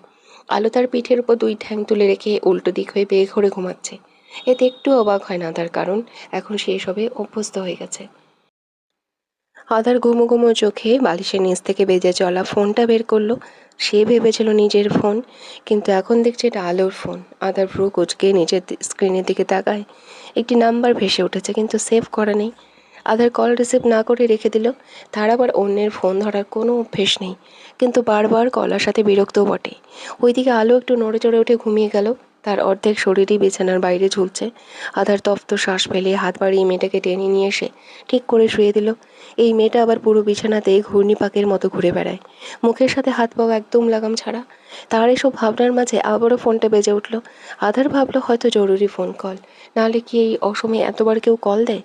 তাই সে সহসাই কলটা রিসিভ করে কানে ধরে কিছু বলতে যাবে, তার আগেই শুনতে পেল এক পুরুষালী কণ্ঠস্বরে বলা কিছু অপ্রত্যাশিত বাক্য। হাই সুইটহার্ট, কেমন আছো? নিশ্চয়ই খুব ভালো আছে, না হলে কি আমাকে এত সহজে ভুলে যেতে? তুমি নতুন কাউকে পেয়ে আমাকে ভুলে গেলেও কিন্তু আমি আজও তোমায় ভুলতে পারিনি। বিশেষ করে আমাদের একসঙ্গে কাটানো প্রতিটা মুহূর্তগুলো তোমাকে ভুলতে দেয় না। তাই তো আজ আবারও তোমাকে ডিস্টার্ব করলাম। তুমি কিছু মনে করো না, ওকে? আমি শুধু তোমার ওই মিষ্টি কণ্ঠস্বরটা একটু হলেও শুনতে চাই, আর এজন্য আমি বেহায়া নির্লজ্জ সব কিছু হতে রাজি। এই, তুমি চুপ করে আছো কেন? কথা বলো রিক্তা। এক মুহূর্তের জন্য আধার স্তব্ধ হয়ে যায়। সে ঘাড় ঘুরিয়ে অবিশ্বাস্য চোখে ঘুমন্ত মেয়েটার মাসুম চেহারার দিকে তাকায়। ওইদিকে ফোনের ওই পাশে থাকা ছেলেটা কি বলছে না বলছে সেদিকে তার কোনো হুঁশ জ্ঞান নেই। তার মাথায় শুধু এখন একটা কথাই ঘুরপাক খাচ্ছে, মেয়েটার এক্স বয়ফ্রেন্ড রয়েছে। ভোরের দিকে আলোর ঘুম ভাঙে। প্রতিদিন এই সময়টাতে উঠে অভ্যেস হয়ে গেছে। সে আড়মোড়া ভেঙে হামি তুলে উঠে বসে পাশে তাকায়। আজ আধা স্যারকে নিজের পাশে ঘুমন্ত অবস্থায় দেখতে না পেয়ে আলোর মন কিছুটা আপসেট হলো। খোলা চুলগুলো হাত খোপা করে ওয়াশরুমে চলে গেল ফ্রেশ হতে। 10 মিনিট পর চেঞ্জ করে এসে 4 রাকাত নামাজ আদায় করে রুম থেকে বেরিয়ে গেল। সাত সকালে কলিং বেলের শব্দ পেয়ে আলোর কপাল কুঁচকে গেল। ভাবলো হয়তো শেফালি চাচি এসেছেন, কারণ উনি এখনো আসেননি। তাই জলদি ভেজা হাত ওড়নায় মুছতে মুছতে রান্নাঘর থেকে ছুটে এসে দরজা খুলে দিল এবং ভড়কে গেল, কারণ একজন ডেলিভারি বয় একটি বিশাল ফুলের বুকে নিয়ে দাঁড়িয়ে আছে। সে কিছু জিজ্ঞাসা করতে যাবে, তখনই ছেলেটা নিজেই মুখ খুলল। আলুর রহমান রিক্তার নামে এই পার্সেলটি এসেছে, আপনি যদি কাইন্ডলি ওনাকে একটু ডেকে দিতেন। আলুর কপাল কুঁচকে গেল। তার নামে পার্সেল এসেছে মানে? সে তো কিছু অর্ডার করেনি। তাহলে নিজের মনের ভেতর চলা প্রশ্নগুলো দমন করতে না পেরে ধীর কণ্ঠে বলল, আমি আলুর রহমান রিক্তা, কিন্তু আমি তো এই বুকেটা অর্ডার করিনি। আপনার কোনো একজন শুভাকাঙ্ক্ষী সারপ্রাইজ গিফট দিয়েছে ম্যাম। আলো ঠোঁট কামড়ে ভাবতে গেল, তার আবার শুভাকাঙ্ক্ষীকে? বাবার বাড়িতে থাকলে সে পাক্কা জানতে পারতো এটা তার বন্ধু মহলের কারো কাজ, কারণ তারা মাঝে মধ্যে হুটহাট কিছু না কিছু সারপ্রাইজ দিত। কিন্তু এখন তো সেটাও সম্ভব নয়। তার শ্বশুরবাড়ির ঠিকানা এখন বন্ধু মহলের কেউ জানে না। খালি গিফটটা কে পাঠাতে পারে? আলো ভালো করে ফুলগুলোর দিকে তাকিয়ে কিছুক্ষণ চুপ থেকে পর মুহূর্তেই মুচকি হাসলো। তার প্রিয় ফুল হচ্ছে দোলন চাপা, আর এইগুলোই আজ এসেছে। এটা নিশ্চয়ই তার পাগল বোনটার কাজ হবে। মেয়েটা কলেজ থেকে ফেরার পথে দোলন চাপা ফুল দেখলে তার জন্য একটা হলেও নিয়ে আসবে, এমনটা ছোটবেলা থেকেই করেছে ছায়া। এখন হয়তো তারা দু বোনে একে অপরের দিকে দূরে আসে, তবে তাদের ভালোবাসা আজও আগের মতোই রয়ে গেছে। আলোর কিছু না বলে হাসি মুখে ফুলের বুকেটা নিয়ে নিল। সকাল সকাল সারপ্রাইজ গিফট ওর প্রিয় ফুল পেয়ে মুহূর্তেই মনটা ফুরফুরে হয়ে গেল। গতকাল রাতে মেয়েটার কথা রাখার জন্য হয়তো আজ এইগুলো পাঠিয়েছে, বড় আপুকে খুশি করার জন্য। ডেলিভারি ম্যান চলে যেতেই আলু বুকেটটা দু হাতে ধরে রুমে নিয়ে গেল। নতুন দিনে নতুন সকালের অনেক শুভেচ্ছা আমার ময়না পাখি। আশা করছি আজকের এই দিনটা আমার কাছে যতটা খুশি, ঠিক তার চেয়ে বেশি তোমার কাছেও। আফটার অল আজকের এই তারিখে আমরা একে অপরের ভালোবাসায় আটকে ছিলাম। তুমি নিশ্চয়ই ভুলে যাওনি। আমি জানি তুমি আজও আমাকে ততটাই মিস করো যতটা আগে করতে, কিন্তু তুমি এখন পরিস্থিতির শিকার। যাই হোক, happy to year love anniversary জান। তোমার এই দিনটা সুখের হোক। আই হোপ আমার তরফ থেকে পাঠানো ছোট্ট গিফটটা তোমার খুব পছন্দ হয়েছে। রঙিন কাগজের মাঝে লেখা ছোট্ট চিরকুটটা পড়ে আধারে দুই ভুঁইয়ের মাঝে চারটে ভাঁজ পড়ল। সে তো গিয়েছিল দাদিজানকে নিয়ে আসতে। তাহমিনা খান আরও কিছুদিন থাকবেন ওনার বাপের বাড়িতে। আধার যখন ফিরে এলো তখন দরজার চৌকাঠের কাছে পড়ে থাকা লাল পেপার দেখে থেমে যায়। কৌতূহলবশত ওটা হাতে তুলে নিয়ে ভাঁজ খুলে একবার নজর বুলিয়ে নেয়। তখনই উপরোক্ত বাক্যগুলো চোখের সামনে জলজল করে ওঠে। কিসের কাগজ এটা নানু ভাই? সোমান খানের কথা শুনে আধা চিরকুটটা প্যান্টের পকেটে রেখে শান্ত গলায় বলল, তেমন কিছু না দাদাজান, তুমি এসো। সোমান খান তেমন মাথা না ঘামিয়ে ভেতরে প্রবেশ করলেন। আধার আশেপাশে না থেকে সোজা দোতলায় উঠে গেল। রুমে ঢুকতেই তার পাজোড়া স্লথ হয়ে যায়। আলো সোফায় বসে থেকে চোখ বুজে কোলে রাখা দোলন চাপার সুবাস নিচ্ছে প্রাণ ভরে। ঠোঁটের কোণে এক চিলতে হাসি রেখা উঁকি দিচ্ছে। মেয়েটা কিছুক্ষণ ফুলের মিষ্টি ঘ্রাণ নিয়ে আলতো করে চোখ মেলে তাকায়। মুচকি এসে নরম হাতে ফুলগুলো ছুঁয়ে দিল। একটা ফুল নিজের কানের পাশেও গুজে রেখেছে। আলো একসময় খেয়াল করলো আদার স্যার, তাই সে উঠে কাছে গিয়ে দু হাতে ফুলগুলো সামনে মেলিয়ে ধরে জানতে চাইল, ফুলগুলো সুন্দর না স্যার? আদার ছোট্ট করে জবাব দিল, হুম। আলো একগাল হেসে বলল, হুম, দেখতে হবে না কে পাঠিয়েছে। কে পাঠিয়েছে? স্পেশাল কেউ? বলবো না আপনাকে। আলো মুখ ভেঙচি কেটে সামনে থেকে সরে গেল। টি টেবিলের উপর ফুলদানিতে সুন্দর করে সাজিয়ে রাখলো। আধার কিছুক্ষণ দাঁড়িয়ে থেকে চুপচাপ আলমারি খুলে নিজের পোশাক নিয়ে ওয়াশরুমে চলে যায়। আলো ফুরফুরে মনে চটজলদি সকালে রাস্তা তৈরি করে নিল। ততক্ষণে শেফালি চাচিও চলে এসেছেন। নানু ভাই, হঠাৎ করে না খেয়ে কোথায় যাচ্ছ? এসো, আগে নাস্তা করে নাও। আধার স্যুট বুট পরে রেডি হয়ে বাড়ি বেরিয়ে যাচ্ছিল, তখন ডাইনিং টেবিল থেকে সোমান খান নাতির উদ্দেশ্যে কথাগুলো বলে। আধার পেছনে ফিরে শান্ত গলায় বলল, বাড়ি খাবার খেতে খেতে বোর হয়ে গেছে দাদাজান, এসব আর খেতে ইচ্ছে করে না। আমি বরং বাইরে খেয়ে নেবো, তুমি চিন্তা করো না, এখন আসছি। নাতির কথা শুনে শোভান খান থমথমে হয়ে মুখের নাত বইয়ের দিকে তাকায়। মেয়েটা কেমন করে ফ্যাল চোখে মানুষটার গম্ভীর মুখের দিকে চেয়ে আছে। হয়তো একটু আগের বলা অপ্রত্যাশিত বাক্যগুলো বোঝার চেষ্টা করছে। আজ পুরো দিনটা অদ্ভুত কাটলো আলোর কাছে, তবে সে অত পাত্তা দিল না। মাঝরাতে হঠাৎ পেটের ব্যথায় ঘুম ভেঙে গেল মেয়েটার। চোখ মুখ কুঁচকে পেট খামচে ধরে উঠে বসলো। তাড়াতে তারা পাশেই আদার্সের উদম পিঠে উপুর হয়ে বালিশের মাঝে মুখ গুজে পুরুষালী ভঙ্গিতে ঘুমাচ্ছে। আলো ঘুমো ঘুমো চোখে কিছুক্ষণ তাকিয়ে থেকে ওয়াশরুমে চলে গেল। একটু পর বেরিয়ে এসে আলমারি খুলে কিছু একটা খুঁজতে লাগলো, কিন্তু পেল না তার কাঙ্ক্ষিত জিনিসটা। আলো চিন্তিত হয়ে নিজের কপাল চেপে ধরল। ঘাড় ঘুরিয়ে দেওয়াল ঘড়ির দিকে তাকিয়ে দেখলো 2:30 বাজে। এখন সে কী করবে? এদিকে পেটের ব্যথা ক্রমশই বেড়ে চলেছে। আলো ভাবলো স্যারকে ডেকে তার সমস্যার কথা বলবে, কিন্তু পরক্ষণে আবার সিদ্ধান্তটা চেঞ্জ করে নিল। মানুষটাকে বলে কি হবে? এত রাতে কি সামান্য তার জন্য ফার্মেসিতে যাবে? মোটেও যাবে না। উল্টো দেখা যাবে এটা নিয়েও তাকে কত কথা শুনিয়েছে। তাই সে মুখে কুলুপ পেটে থাকলো। সময়ের সাথে সাথে আলোর অবস্থা খারাপ হয়। সেই অসহনীয় পেটের ব্যথা একটু সহ্য করতে পারে না। ফলস্বরূপ এক হাতে পেট, অন্য হাতে মুখ চেপে ধরে ওয়াশরুমের দরজার সামনেই হাঁটু গেড়ে বসে পড়ল এবং নীরবে কেঁদে দিল। ঘুমের ঘোরে মেয়েলি কণ্ঠে মৃদুস্বরে গঙ্গানির আওয়াজ পাওয়া মাত্রই চোখের ঘুম ছুটে গেল আঁধারের। সে তড়াক করে মাথা তুলে বাম পাশে তাকায়। ডিম লাইটের আবছা আলোয় দেখা যাচ্ছে অদূরে বসে থাকা মেয়েটি কাঁদছে। আধার কপাল কুঁচকে উঠে গেল। কাঁদছো কেন? স্যারের কণ্ঠস্বর শুনে আলো মাথা তুলে উপরে তাকায়। আধার দু হাত বুকে ভাঁজ করে গম্ভীর মুখে দাঁড়িয়ে আছে। আলো কান্না থামিয়ে নাক টেনে বলল, পেট ব্যথা খুব করছে। আধার ভ্রু উঁচে জিজ্ঞেস করলো, কেন? আলো মাথা নিচু করে বলল। আধার তীক্ষ্ণ চোখে মেয়েটাকে পর্যবেক্ষণ করে নেয়। তারপর কিছু একটা ভেবেই তপ্ত শ্বাস ফেলে ধীর কণ্ঠে বলে, কী লাগবে বলো? Pain killer. আধার আর দাঁড়ায় না, বিছানা থেকে টি শার্ট নিয়ে সোজা রুম থেকে বেরিয়ে যায়। মনে মনে খুব করে চাইলেও এত রাতে যেন একটা হলেও ফার্মেসির দোকান খোলা থাকে। বেশ কিছুক্ষণ পর আধার ফিরে এলো, আলোর সামনে জিনিসপত্র রেখে বলল, নাও। আলো সামনে তাকাতে আহম্মক বনে গেল। এই বেকুব লোকটা পুরো দোকানের তুলে নিয়ে আসছে। সে হা করে চারিদিকে তাকিয়ে থাকে। মেয়েটাকে এইভাবে নিজের দিকে তাকিয়ে থাকতে দেখে আধার চোখ মুখ কুঁচকে বিরক্তি হয়ে বলল, হোয়াট? এইগুলো কয় বছরের জন্য নিয়ে এসছেন? আর আমি এতগুলো কি করব? I don't know. বলে আধা বড় বড় পা ফেলে রুম থেকে বেরিয়ে গেল। আলো কিছুক্ষণ থম মেরে বসে থেকে ওয়াশরুমে চলে যায়। এত রাতে সোপ কোথায় পেলেন স্যার? আলো ফ্রেশ হয়ে এসে বিছানায় আধশোয়া হয়ে বসে থেকে ব্যথা হজম করছিল। তখন খেয়াল করে আধা স্যার একটা ট্রে নিয়ে প্রবেশ করছে। পাশে থাকা টি টেবিলের ওপর ট্রে রাখতেই দেখতে পেল ধোয়া ওঠা গরম গরম চিকেন স্যুপ এবং হট ব্যাগ। এটা দেখে বেশ অবাক হয়ে উপরোক্ত বাক্যটি জিজ্ঞেস করে। আধার সামনে বসতে বসতে জবাব দিল, তোমার এক্স বয়ফ্রেন্ডের রেস্টুরেন্ট থেকে নিয়ে এসেছি।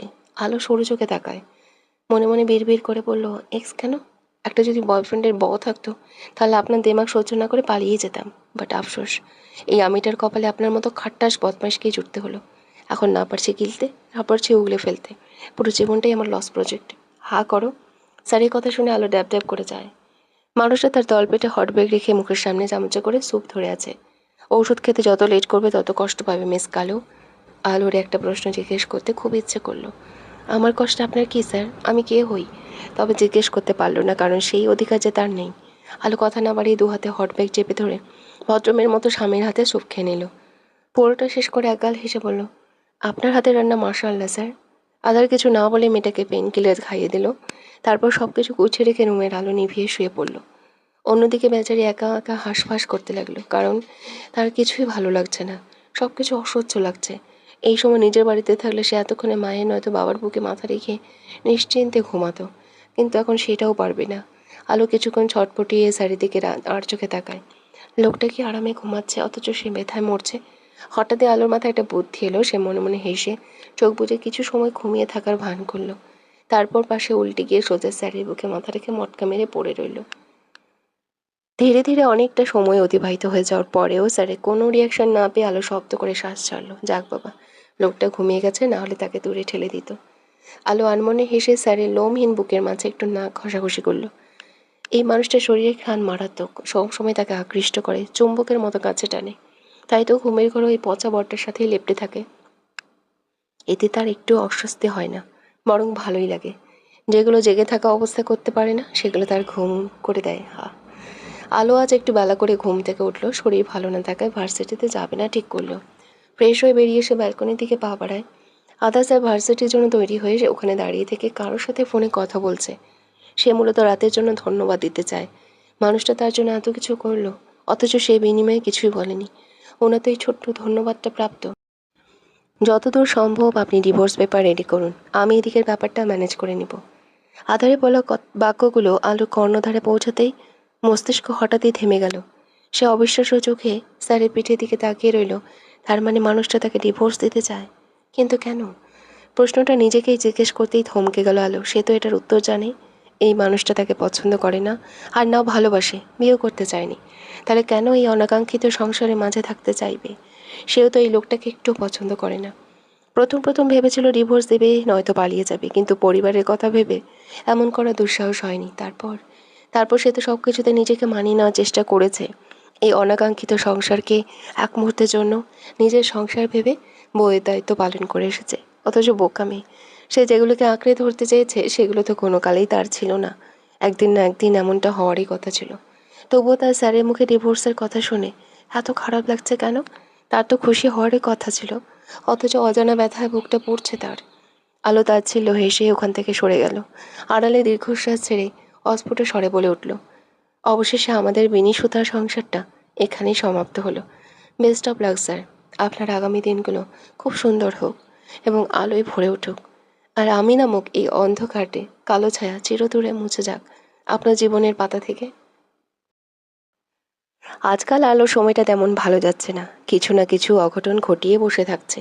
এই তো আজ ভার্সিটি থেকে দুপুরের দিকে বাড়িতে ফেরার পর রাইস কুকারে পানি গরম করতে দিয়েছিল, অথচ মেয়েটা ভুলে বিকেলে রান্নাঘরে গিয়ে দেখে সে আবার একটা আকাম করে বসে আছে। পুরো রাইস কুকার ফাঁকা। ভাগ্যিস কোনো দুর্ঘটনা ঘটেনি, নয়তো আজ পুরো খান ভিলে আগুনে জ্বলতো। তাহলে খান এখানে থাকলে নিশ্চিত তার যৌথ গোষ্ঠীও ধুয়ে দিত। ভার্সিটি বর্তিত আলো বাড়িতে সবসময় একা মন মরা হয়ে থাকে। খুব বেশি একাকিত্ব অনুভব করলে দাদাজানের কাছে গিয়ে গল্পের আসর খুলে বসে। সে আবার একা থাকতে পারে না। ছোটবেলা থেকে যৌথ পরিবারের মাঝে বড় হওয়া মেয়ে, বাড়িতে সারাদিন হৈ হৈ করতেই থাকতো। তার সঙ্গ দিত ছায়া, মায়া, রোহিত। বাড়ির বড়দের পেছনে সবসময় লেগে থাকতো। সবাইকে ভীষণ জ্বালাতো সে। কিন্তু এখানে এসে অজান্তেই খাঁচায় বন্দি হয়ে গেছে। আশেপাশে তাকেও কাউকে খুঁজে পায় না। আগে স্যারের সাথে টুকটাক ঝগড়া করলো, এখন সেটাও করে না। হঠাৎই সব কিছু কেমন জানি পাল্টে গিয়েছে। এই একাকিত্ব তাকে ভেতরে ভেতরে কুড়ে মারছে। সে না পারছে সহ্য করতে, আর না পারছে কাউকে কিছু বলতে। কারণ ওই মানুষটা থেকে দূরত্ব বেড়ে চলেছে। তারা হয়তো একই ছাদের নিচে, একই বিছানায় থাকে, কিন্তু তাদের মধ্যে বিশাল আকৃতির অদৃশ্য দেওয়াল রয়েছে, যেটা চাইলেও ভাঙা অসম্ভব প্রায়। আলো শব্দ করে দীর্ঘশ্বাস ছাড়ল। তার এই নতুন জীবনে একদম ভালো লাগছে না। দম বন্ধ হয়ে আসছে। এখানে কেউই তাকে ভালোবাসে না, শুধুমাত্র একজন ছাড়া, যে মানুষটার এক কথায় না জেনে শুনে বিয়ে করতে রাজি হয়েছে। অথচ এখন সেটাই খুব বাজেভাবে গলায় বিঁধে গিয়েছে। সে ছিল আকাশের মুক্ত পাখি, কিন্তু এখন হয়ে গেছে ঘর কোনো পাখি, যেটা তাকে তিলে তিলে ক্ষতবিক্ষত করছে। বারবার মনে হচ্ছে তার জীবনটা এমন না হলেও তো পারত। আজ বড্ড মনে পড়েছে নিজের হাসি খুশি ছোট্ট পরিবারকে। ইচ্ছে করছে সব কিছু ছেড়ে ছুড়ে কোথাও একটা পালিয়ে যেতে, তাহলে হয়তো একটু শান্তি পেত। আলো খোলা আকাশের নিচে দাঁড়িয়ে থেকে আবারও দীর্ঘশ্বাস ছাড়ল। ফোনটা নিয়ে একটা নাম্বারে ডায়াল করলো। কিছুক্ষণ পর অপর প্রান্ত থেকে রিসিভ হতেই সে কানে গুঁজে ধীর কণ্ঠে বলে উঠল, শুনেছিলাম বিয়ের পর মেয়েরা পর হয়ে যায়, কিন্তু আমার বিশ্বাস ছিল আমি কখনো তোমাদের পর হব না। কিন্তু আফসোস, তোমরাও আমাকে পর করে দিলে বাবা। মতিউর রহমান অফিসে ছিলেন সে সময়, ভর সন্ধ্যাবেলা। বড় মেয়ের ফোন কল পেয়ে কিছুটা অবাক হন, কারণ আলো সবসময় রাতে কিংবা সকালে কল দেয়। তিনি আর সময় নষ্ট না করেই তড়িঘড়ি কল ধরে কিছু বলতে যাবে, তখনই মেয়েটার কথা শুনে থমকে যায়। পরমুহূর্তে বললেন, তুমি আমাদের মেয়ে ছিলে, আছো, ভবিষ্যতেও থাকবে। তুমি কখনোই পর হবে না আমাদের কাছে। আলো কিছু না বলেই চুপ করে থাকলো। মতিউর রহমান চিন্তিত হয়ে শুধায়, ওখানে কিছু হয়েছে সোনা? কি হবে? কিছুই হয়নি। তাহলে তুমি হঠাৎ এমন কথা বলছো কেন? তোমাদের কথা খুব মনে পড়ছিল বাবা, কতদিন হলো তোমাদের দেখি না। তোমরা আমাকে ভুলে গেলেও কিন্তু আমি তোমাদেরকে প্রতিনিয়ত মিস করি। আচ্ছা, ভালো থেকো। আর হ্যাঁ, অফিস থেকে সাবধানে বাড়িতে ফিরবে। আমি রাখছি। আসসালামু আলাইকুম। বলেই আলো কল কেটে দিল। অন্যদিকে মেয়ের এমন ব্যবহারে বেশ অবাক হলেন মতিউর রহমান। ডাইনিংয়ে বসে থেকে সোভান খান, আধার খান ডিনার করছে। আলো ওনাদের খাবার সার্ভ করে দিচ্ছে। তাকেও খেতে বলা হয়েছিল, কিন্তু সে খায়নি। বলতে গেলে তার খিদে নেই। দরজা থেকে ভেসে আসা কলিং বেলের শব্দ পেয়ে কপাল কুঁচকে গেল সবার। এত রাতে আবার কে এলো? আলো তরকারি পাত্র টেবিলের উপর রেখে ধীর কণ্ঠে বলল, আমি দেখছি। এ কথা বলে সে বড় বড় পা ফেলে ড্রয়িং রুম পেরিয়ে দরজার কাছে যায়। দরজা খুলতেই অবাক হয়, বাবা তুমি? অসময়ে এখানে নিজের বাবাকে দেখে অস্ফুট স্বরে আলো জিজ্ঞেস করে। মতিউর রহমান বিস্ময় মেয়ের মলিন চেহারার দিকে তাকিয়ে রয়। তার আগের মেয়ের সাথে এই মেয়েটার চেহারা মেলাতে খুব কষ্ট হলো বটে। আলো আগে থেকে পাটকাটি হলেও এখন আরও শুকিয়ে গেছে। চোখের নিচে হালকা ডার্ক সার্কেলও পড়েছে। চেহারা থেকে লাবণ্যতা হারিয়ে গেছে যেন। মতিউর রহমান নিজেকে সামলিয়ে মেয়ের মাথায় হাত রেখে আদরে কণ্ঠে জিজ্ঞেস করলেন, আমাকে দেখে খুশি হওনি মামুনি? আলো কিছু না বলে দুহাতে বাবাকে জাপটে ধরে বুকের মাঝে মুখ গুজে ফিসফিসিয়ে বলল, তোমাকে পেয়ে তোমার মেয়ে খুব খুশি হয়েছে বাবা। মতিউর রহমান হাসলেন। ততক্ষণে ড্রয়িং রুমে সোভান খান আধা চলে এসছে। বাবাকে কি বাইরে রাখবে না বউ? ভেতরে নিয়ে এসো। দাদাজানের কথা শুনে হুঁশ এলো আলোর। সে আড়ালে চোখের পানি মুছে তড়িঘড়ি করে বাবাকে ছেড়ে বলল, এসো বাবা, ভেতরে এসো। মতিউর রহমান ভেতরে এলেন। ওনার পরনে ফর্মাল ড্রেস আপ, দেখেই বোঝা যাচ্ছে অফিস থেকে সোজা এখানে এসেছেন। ওনার পিছু পিছু ড্রাইভারে প্রবেশ করলেন। লোকটার দু হাত ভর্তি ফল, মূল, মিষ্টি, শুকনো জিনিস, আরও অনেক কিছু। সেগুলো টি টেবিলের উপর রেখে ড্রাইভার চলে গেল বাইরে। তখন সোহান খান বললেন, এত কিছু কেন নিয়ে আসতে গেলে? মেয়ের শ্বশুরবাড়িতে কি কখনো খালি হাতে আসা যায়? এটা তোমার মেয়ের আরেকটা বাড়ি। সেখানে এত ফর্মালিটি মেনটেন করতে হবে না মতিউর। আমরাই তো। বিনিময়ে মতিউর রহমান হাসলেন। মেয়ের দিকে তাকিয়ে দেখে আলো হাঁসফাঁস করছে কিছু একটা বলার জন্য। আমার কাছে এসো মামুনি।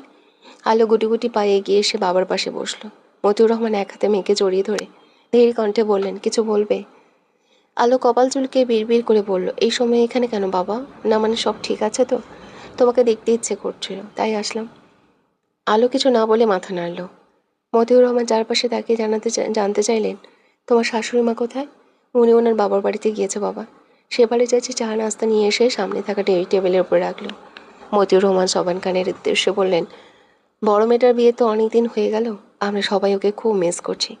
তাই ভাবছিলাম আজ ওকে আমার সাথে নিয়ে যাব। সামনে ওর পরীক্ষা। আমাদের ওখানেই না হয় থেকে পরীক্ষাটা দিই। পরীক্ষা শেষ হলে আবার এখানে ফিরে আসবে। এই কটা দিনই আমাদের সাথে থাকলে আমরা খুব খুশি হতাম। আপনার কি মতামত? সোবহান খান থমথমে মুখে পাশে বসে থাকা নাতির দিকে তাকায়। উনার দৃষ্টি লক্ষ্য করে মতিউর রহমান মেয়ে জামাইয়ের উদ্দেশ্য বললেন, আমার মেয়েকে এখন নিয়ে গেলে কি তোমার কোনো অসুবিধা হবে বাবা? আধার স্বাভাবিক গলায় বলল, আপনি আপনার মেয়েকে নিয়ে যাবেন, এতে আমার কোনো কেন অসুবিধা হবে? তার যতদিন ইচ্ছে ততদিন থাকুক আপনাদের ওখানে, এতে আমার কোনো অসুবিধা নেই আঙ্কেল। মতিউর রহমান মনে মনে খুশি হলেন। এদিকে আধারের মুখে আঙ্কেল সম্বোধন শুনে আলোর মনটা বিষাদে ভরে গেল। যেখানে সেই বাড়িতে পা রাখতে না রাখতেই তাহমিনা খানকে মা বলে সম্বোধন করেছিল, সেখানে মানুষটা সবার সামনে কে নির্দ্বিধায় আঙ্কেল বলে ডাকলো তার বাবাকে।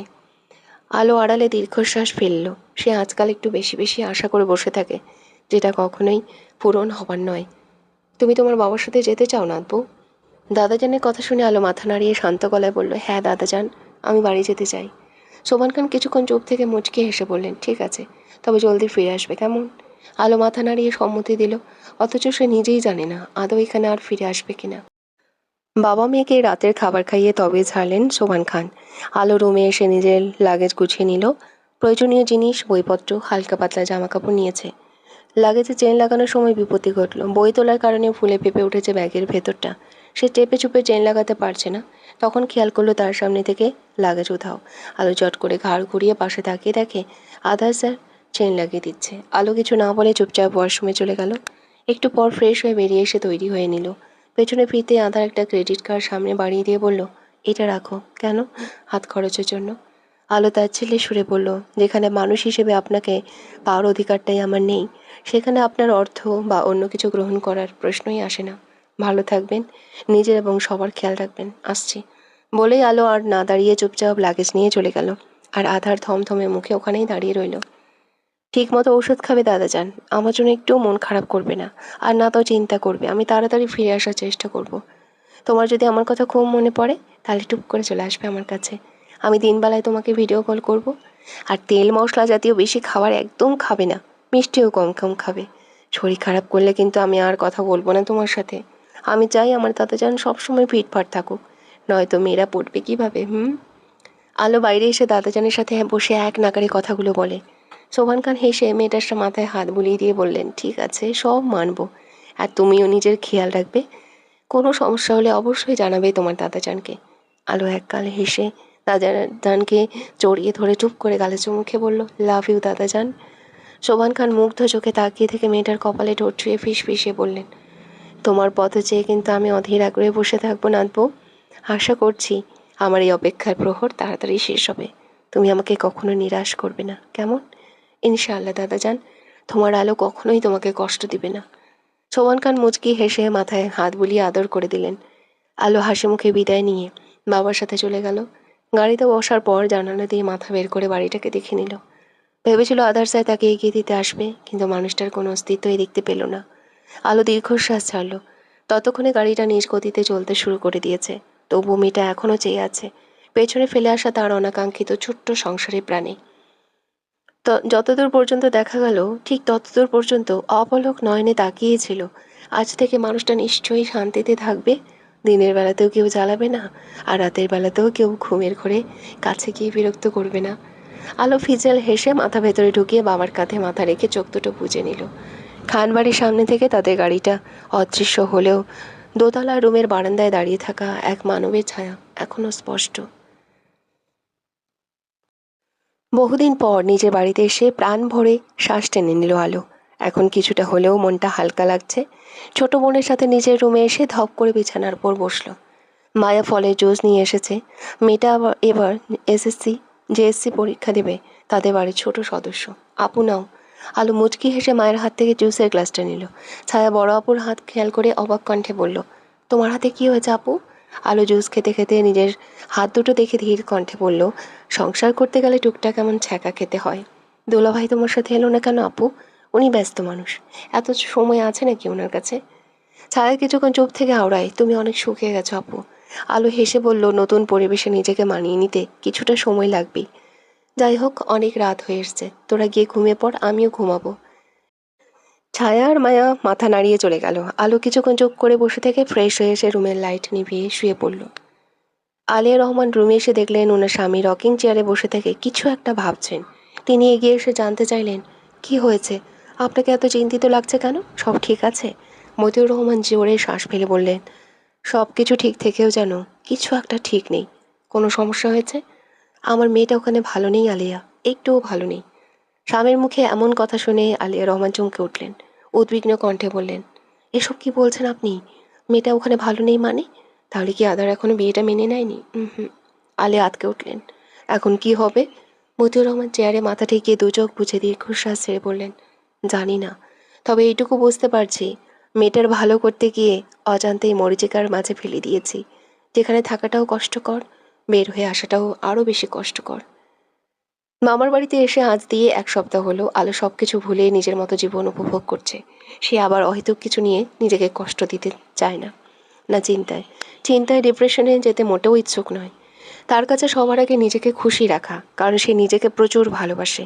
কেউ তাকে পছন্দ করে কিনা করে না, এতে একটুও মাথা ব্যথা নেই। তবে মাঝে মধ্যে মনটা বেইমানি করে তার সাথে, যেটা ভীষণ বিরক্তিকর। আলো নীল সমুদ্রে জলে নগ্ন পায়ে হেঁটে চলেছে। তার মামার বাড়ি কক্সবাজারে হয় সুবাদে এখানে এলে সমুদ্র বিলাস করতে পারে। এই জন্যই তার পছন্দের জায়গা হচ্ছে মামার বাড়ি। তাই তারা 4 ভাই বোন মিলে চলে এসেছে ঘুরতে। এই কদিনে ওই বাড়ির লোকজনের মধ্যে শুধু দাদাজানের সাথেই কথা হয়েছে, এছাড়া আর কারোর সাথেই কথা হয়নি। আলো একবার ভেবেছিল স্যার নামক স্বামীকে কল দেবে, কিন্তু তার কাছে তো মানুষটার নাম্বারই নেই। সে চাইলে অন্য কারোর থেকে নিতে পারত, কিন্তু নেয়নি। যে মানুষটা তাকে ভুলে গিয়েছে সেখানে আগ বাড়িয়ে ফোন আলাপ করা মানায় না। যে যার মতো ভালো থাকুক। এই আপু, দাঁড়াও দাঁড়াও। পেছন থেকে ছোট বোনের চিল্লানির আওয়াজ পেয়ে ঘাড় ঘুরিয়ে তাকায় আলো। অদূর থেকে ছায়া মায়া দৌড়ে আসছে। সে আশেপাশে তাকিয়ে দেখে এক জায়গায় রোহিত ভাইয়া দাঁড়িয়ে থেকে ফোনে কথা বলছে, আর তার পাশে গুটিসুটি হয়ে দাঁড়িয়ে আছে মেঘলা আপু। এই অসময়ে পানিতে ভেজার প্ল্যান করেছো নাকি? বাবা আসার সময় বই বই করে নিষেধ করেছে সমুদ্রের পানিতে বেশি গোসল করতে না, কিন্তু তুমি তুমি তো পারলে 3 বেলায় পানিতে ভেজো। ছায়ার কথা শুনে আলো বলল, বেশি পকপক না করে চল, কাঁকড়া খাবো। ছায়ার মায়া মাথা নাড়িয়ে সম্মতি দিল। তারা 3 বোন এগিয়ে গেল রোহিতের কাছে। তারপর একটু ঘোরাঘুরি খাওয়া দাওয়া করে বাড়িতে ফিরে গেল। এই আলো, তোর বরটা কি তোকে একটু মিস করে না? ডিনার শেষে অন্ধকার রুমে বসে থেকে ল্যাপটপে মুভি দেখছিল সবাই মিলে। তখন মেঘলা আলোর উদ্দেশ্যে ফিসফিসে কথাটি বলে। মামাতো বোনের কথা শুনে আলো আইসক্রিম খেতে খেতে জিজ্ঞেস করলো, হঠাৎ এই প্রশ্ন? না মানে এতদিন হয়ে গেল বউ বাইরে আছে, অথচ মানুষটা একবারের জন্য তোকে কল দিল না। সব ঠিক আছে তো? আলোর খাওয়া থেমে গেল, বুক চেড়ে দীর্ঘশ্বাস বেরিয়ে এলো। আসলেই কি সব কিছু ঠিক আছে? নেই তো, কিছুই ঠিক নেই। তার সবটাই এখন এলোমেলোর পথে। আবছা আলোর মাঝে মেয়েটার মলিন চেহারা খেয়াল করে রোহিত মেঘলার মাথায় চাটি মেরে বলল, তোর এই বোচানাকটা সব বিষয়ে না বলালে হয় না? মেঘলা মার খেয়ে বিড়বিড় করে বলল, আমি আবার কি করলাম? পরে বুঝাচ্ছি তুই কি করেছিস। এখন মুখ বুজে চুপচাপ মুভি দেখ, নয়তো ঘাড় ধরে বের করে দেবো বেয়াদব। মেঘলা ছলছল চোখে তার বড় ভাইয়ের দিকে তাকায়। মাহিন ঠোঁট কামড়ে হেসে বলল, জানিস তো কেমন, চুপচাপ মুভি দেখ। মেঘলা কিছু না বলে মুখ ফিরিয়ে নেয়। অন্যদিকে ছায়া মায়া ঘুমিয়ে ঢলছে। তখন বাজে রাত 1টা। মুভি দেখা শেষে যে যার মতো চলে যায়। মায়া মেঘলা রুম থেকে, ছায়া তার আপুর রুমে থাকে। শুনুন, রোহিত রান্নাঘরে এসেছিল ফ্রিজ থেকে পানির বোতল নিতে। পানি খেতে খেতে পেছনে ফিরতেই দেখতে পায় মেঘলা দাঁড়িয়ে আছে।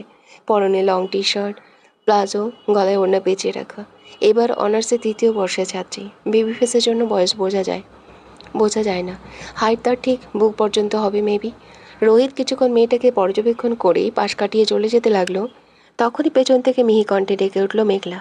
রোহিত থেমে গিয়ে গম্ভীর কণ্ঠে বলল, বল। মেঘলা দুহাত কচলাতে কচলাতে ধীর কণ্ঠে বলল, না মানে আসলে আপনি এই বিয়েতে মন থেকে রাজি হয়েছেন? আজকাল তুই কিন্তু একটু বেশি কথা বলছিস। মেঘলা কিছুক্ষণ চুপ থেকে শান্ত গলায় বলল, দেখুন, আমি একটুও চাই না।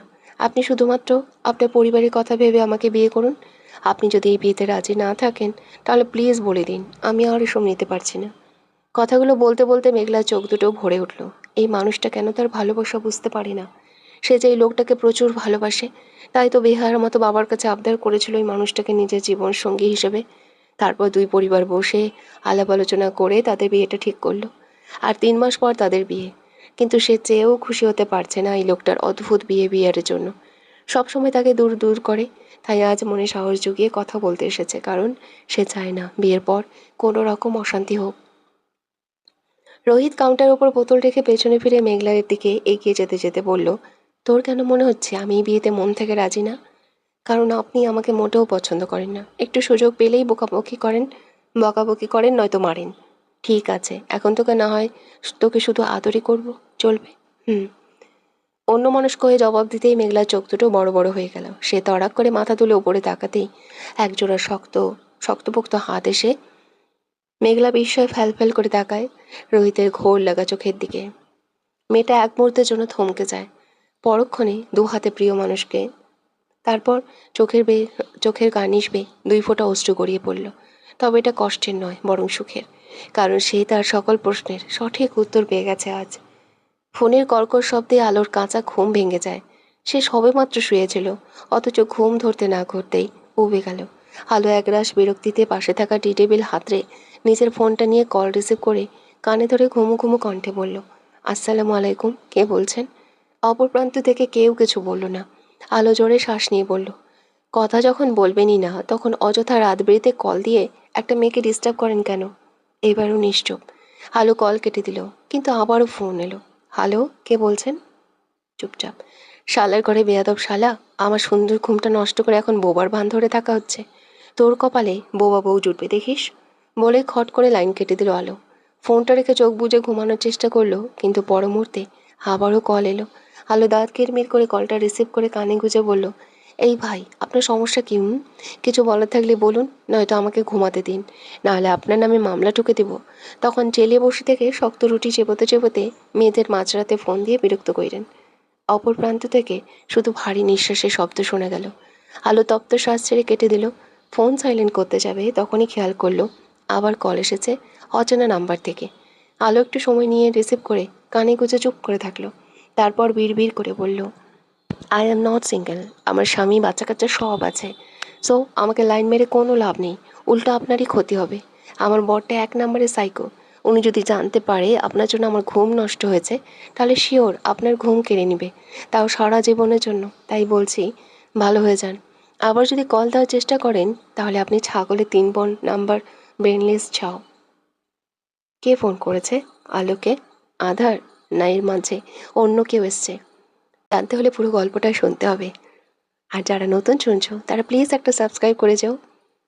ভালো লাগলে পাশে থাকবে। ধন্যবাদ। সবাই ভালো থাকবে।